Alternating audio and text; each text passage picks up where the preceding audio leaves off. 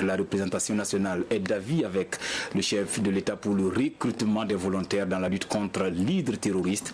À l'unanimité hier, les députés ont voté cette loi portant institution des volontaires pour la défense de la patrie, un cadre juridique pour l'encadrement des populations dans la lutte contre le terrorisme, oui, mais que referme cette nouvelle disposition? Explication de Amandine Lalsaga.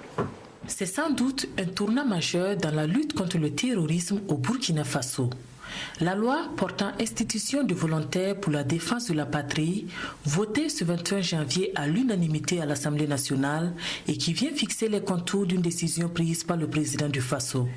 Ce qu'il faut savoir au terme de cette loi, c'est que le volontaire pour la défense de la patrie est âgé de 18 ans au moins.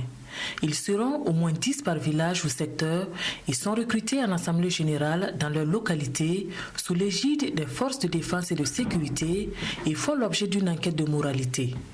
Ils vont bénéficier de 2 semaines de formation sur l'armement, les tactiques de base comme les embuscades, l'éducation civique et morale, les règles de discipline et les droits humains.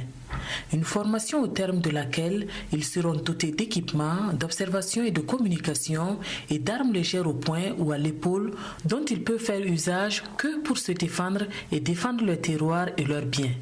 Le volontariat n'est pas un emploi et ne donne pas droit à un salaire. Chaque volontaire continue d'exercer son métier d'origine.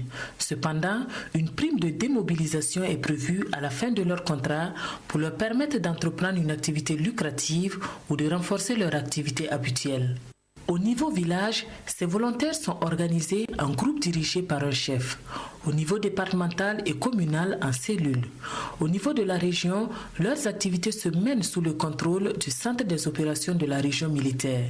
Mais sur le terrain, ils sont astreints à la collaboration avec toutes les forces de défense et de sécurité.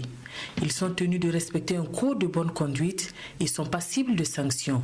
En cas de manquement, les juridictions de droit commun sont compétentes pour connaître de leurs actes. Ces volontaires considérés comme des auxiliaires des FDS n'auront pas d'uniforme. Leur mise en place s'inspire des expériences de pays comme l'Algérie, la France ou le Vietnam.